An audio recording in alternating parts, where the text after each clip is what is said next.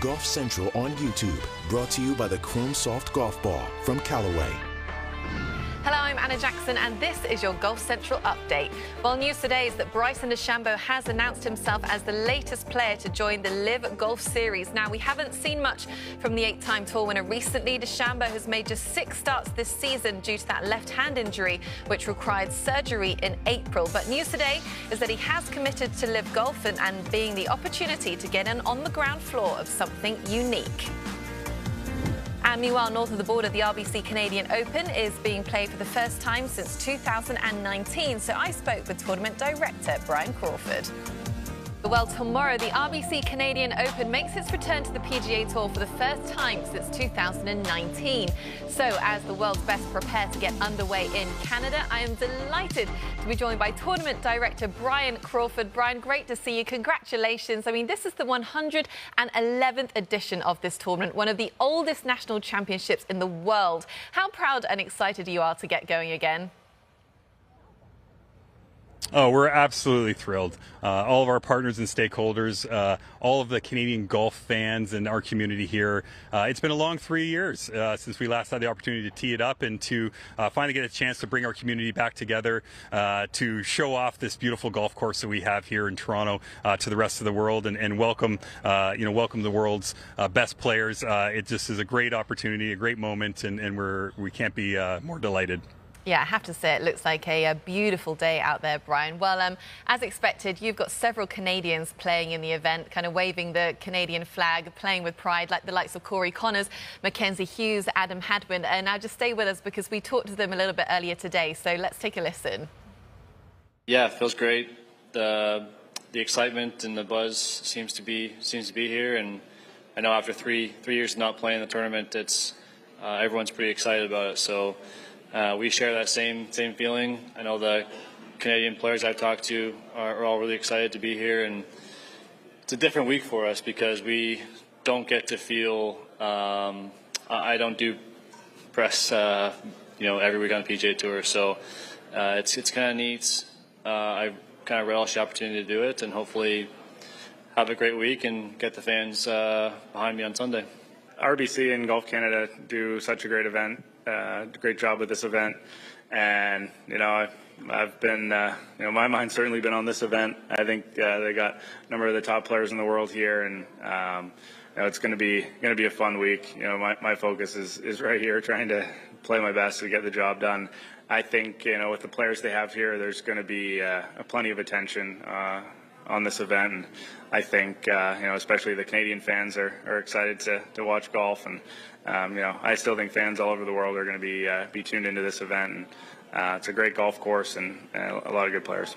Just with the increased demand and having to be smarter with your time and your energy, and certainly the way the Canadian fans want to see a Canadian do well. This is our 5th, 6th major. You include the players in there as well. So this is an event that I think any Canadian has circled on their calendar as an important one to do well at, if not win. Brian, what's your reaction to hearing that? Because obviously this is a really exciting week for the players, but the fans, give us a sense of their emotions about the PGA Tour returning to Canada.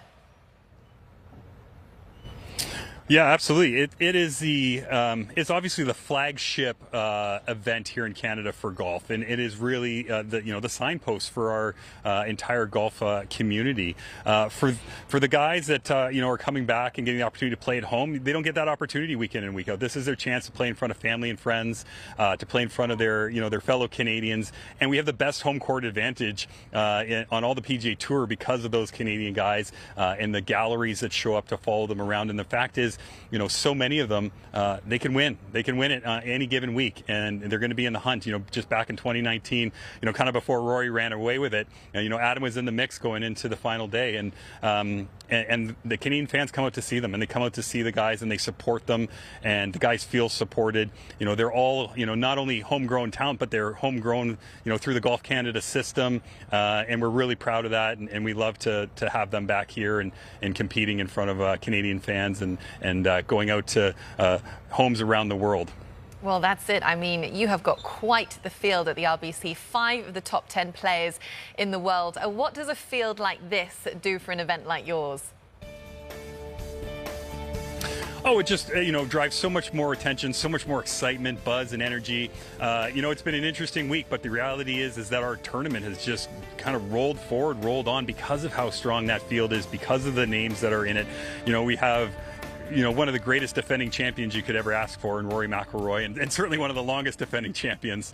And so to have him back here, to have JT, to have Cam, to have Scotty, those guys are guys that people come out to see, and we've seen that in the ticket sales. We've sold out for Saturday this week already. Our hospitality's been sold out for months, but the reception and I think people in Toronto and in Canada are just so excited to be back and to be coming together to celebrate golf, celebrate community, and being back together. Well, you mentioned it there. There has been a lot going on this week in golf, but the focus is very much on the RBC Canadian Open. But has it had any impact on how you've been preparing for the tournament? It doesn't impact my day-to-day. We're focused on running a golf tournament, running a world-class golf tournament. And so you don't have time to be thinking about what else is going on. We don't control what's happening other places. We control what's happening right here in Toronto and here at St. George's. And that's what we focus on, and making sure that this event is the best that it can be, and that we truly deliver, a special experience for our fans that have come to the event, and also the fans at home that are getting to watch from their homes. Yeah, very well said. And just finally, talk about the growth and development of this tournament, especially, I have to say, those skyline seats, Brian, look absolutely terrifying. Where did that all come from? Yeah, no, absolutely.